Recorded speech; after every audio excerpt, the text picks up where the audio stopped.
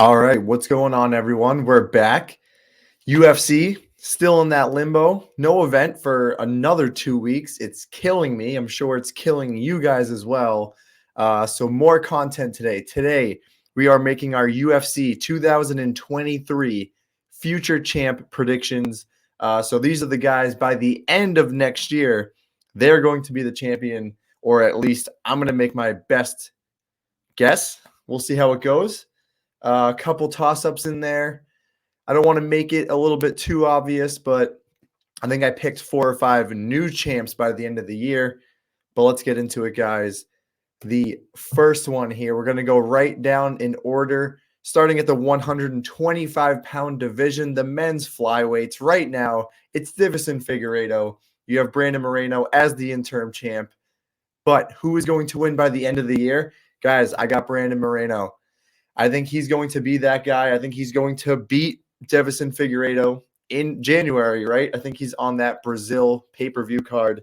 This is going to be the 4th time these guys are going at it. And I just think Figueiredo is just getting older. The weight cut is getting harder. I think he loses this fight to Moreno, or even if he wins, I could just see him straight up retiring. And I think Moreno is just hitting his peak right now. I think he has developed so much.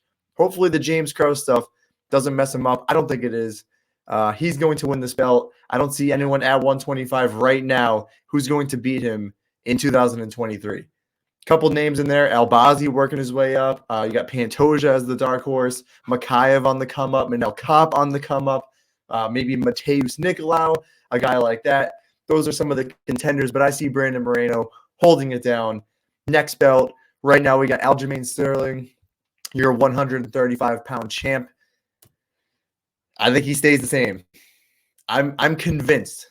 I'm in on Aljamain Sterling. I think he is the best 135er. This dude is showing up in such good shape. He never gets the credit he deserves after losing to Petr Yan and then beats him razor-thin split decision the second time around. TJ Dillashaw, that fight happens. TJ blows his shoulder out. He's never going to get the credit, but he shows up in championship form time and time again. He's going to get maybe that test with Henry Cejudo, but if he passes that test, I like him against most of these guys. Corey Sandhagen, he's already beat him. Some other guys in there. Cheeto, if he beats Corey Sandhagen, he'll probably be going to get a title shot. But I just think that it's Aljo all day. Sean O'Malley, he might be getting a title shot. I'll take Aljo over him. Marab, that fight's never going to happen as long as Aljo is the champ. So for me, it's Aljo staying as your 135 champ. And that's a killer's row right there. That division is stacked. But moving to 145, Alexander Volkanovski, the current champ. There's going to be an interim belt at some point early on this year because he's moving up to 155. But, guys, I think Volk goes up to 155, faces Islam Makhachev. I don't think he wins that fight by default. He's just going to drop right back down to 145. And who does he lose to? The pound-for-pound number 1. Yeah, he's going to lose to Islam, in my opinion. But at the 145 division, he's still going to be a top 3 ranked pound-for-pound guy. Who is he going to lose to? Yair Rodriguez, I'm not scared about that. Arnold Allen on the come-up. He looks very good. He might be the number 1 contender right there. Topuria looks very good. Josh Emmett, Yves Levev, all these guys. Realistically, who's going to beat Volk in 2023? This dude is peaking. He is playing some of the best. I'm saying playing some of the best ball as if this is football, but no, he's going out there. He is fighting at the highest level he's ever fought at. And in this year coming up, I think he loses to Islam, drops right back down to 145, defends that belt, gets it back. I don't see anyone beating him. Not this year, not in 2023. And that brings us to the next division, Islam Makhachev. This dude ain't losing, man. This is going to be your true – he's going to be the pound-for-pound number 1 end of the year. No discussion. He's going to beat Volk and any of the contenders after that. I mean, Dariush on his way up there. Absolutely. He'll be getting it pretty soon. Arman Saryukian is going to be in the mix. Rafael Fiziev is going to be in the mix. Gamrot, like these contenders are elite.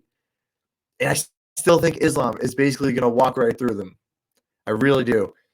Give me 1 second. Got to plug in the charger.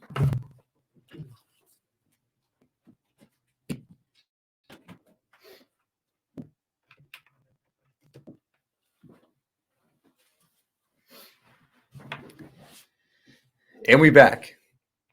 But yeah, seriously, I'm not going to make a ridiculous prediction. It's Islam Makhachev.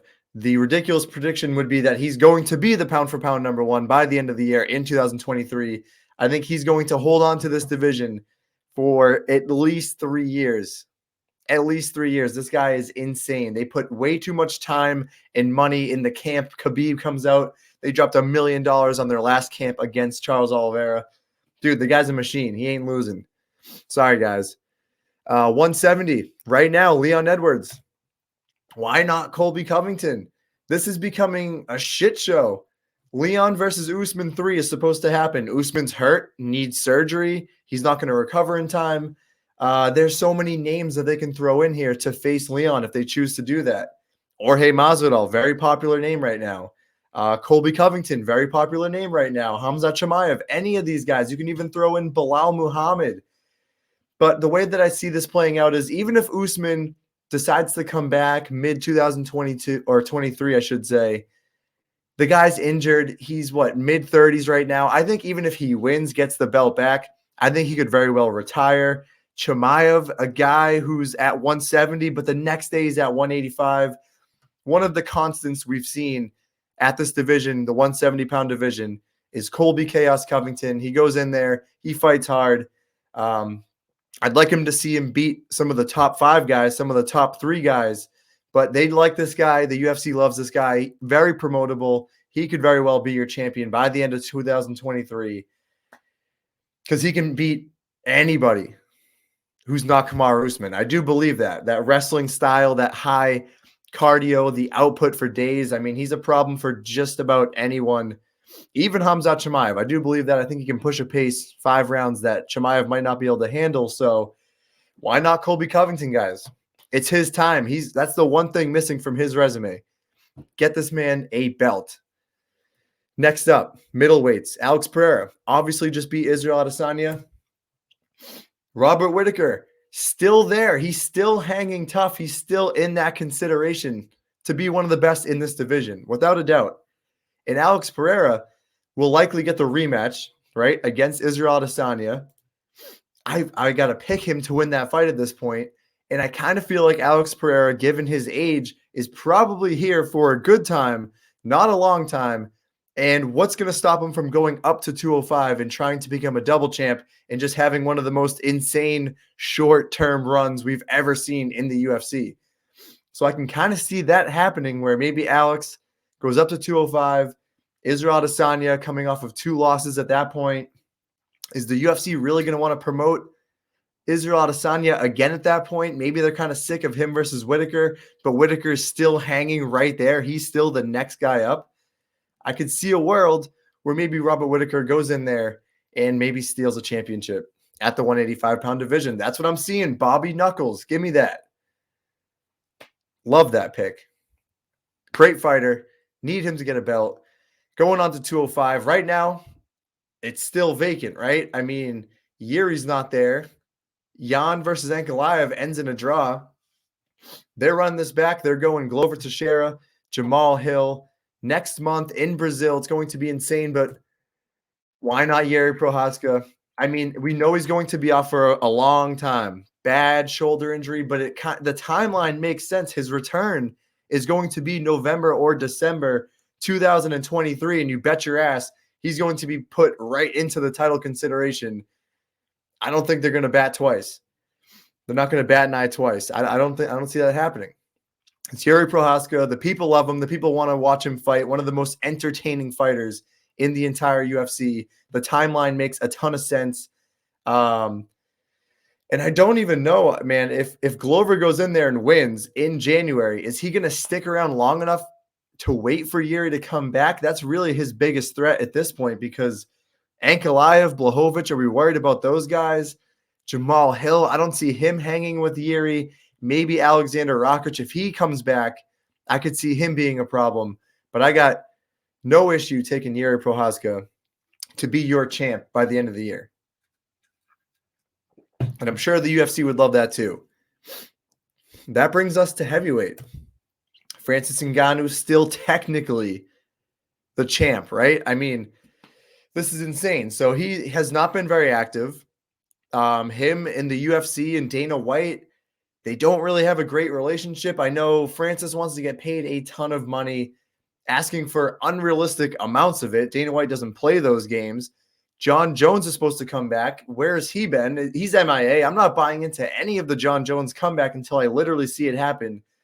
And until that does happen, the next guy up, the best heavyweight, in my opinion, is Cyril Gane. And I know there's a lot of good competition coming in here. You're seeing a guy like Sergey Pavlovich on the come up, Tom Aspinall still in consideration, Curtis Blades, Stipe is still there. It's a really good time for heavyweight right now, but Cyril Gane, I pick him to beat everybody on that list. I really do. So no matter what happens, if Francis does come back, even if John Jones does come back, I still believe Cyril Gane is the best heavyweight. I really do. And I could see a clear path because he stays pretty active. He is right in that mix. He is at his prime right now. He very well could be the champ end of 2023. At least that's how I see it. And that's it for the men's right there. So you got Moreno, Aljo, Volk, Islam, Colby Covington, Robert Whittaker, Yuri Prohaska, Cyril Gane. Those are your men's champions. Now for the women's, the 115, the strawweights. Zhang Wei Li. I mean, who else is there? Who else is there in this division that's going to take it from her? The next person up, I mean, is it Rose? Is Rose making the comeback and going to beat her again? I don't really see it. Not after that last performance against Carla Esparza. And then you look at Zhang Wei Li against Carla, absolutely destroys her, working on the ground game. Her wrestling, probably the best in the division. On the feet, she's got power for days. The only girl I'm looking at who might have a chance, Amanda Lemos. That's a name that scares me because she's got real power as well. Seems to have a good ground game. She's very close to a title shot. You could maybe go with Lemos as a surprise pick here, but dude, it's got to be Zhang Wei Li. She is maybe the best women's fighter on the planet right now. I could see that happening. I could see that being a real statement. Give me Zhang Wei Li all day. The next division, this might be a little bit of a surprise, but I've been singing the praise of Manon Fiorot for a long time, and it feels like now could be that time because Shevchenko just had her biggest test to date. Almost lost. Maybe she's starting to slow up. Age is not on her side at this point. Manon Fiorot has a lot of momentum. I like what I'm seeing from her. She's explosive on the feet, on the ground. She's working in that ground game. I really like the crafty striking of her. She does remind me of Wonder Boy. And I don't know. I just want to take a flyer on someone. Shevchenko's been in that spot for so long, but maybe she's starting to slow down a little bit. Kind of that Amanda Nunes effect where maybe there's some injuries that start getting added into the mix. I don't know. Age, like I said, not on her side. Manon Fiorot has the momentum. She's going to get a title shot very soon. I'm taking a shot at it. I know you guys are going to be pissed because everybody loves Shevchenko, and I do too. I get it. But give me Manon Fiorot. I've been on that train for a while, and I'm just going to stick with it. And then there's no surprise after that. The women's 135-pound division, there is nobody on this list. Nobody on this list. Juliana Pena had her time, but we saw in the second fight, Amanda Nunes, she is the real champion, the lioness, the greatest women's fighter of all time. And after that, Ketlin Vieira, Holly Holm, Irene Aldana. This is a revolving door. We've heard all of these names in the last 5 years, and there's nobody coming up that I'm worried about. Nobody at all.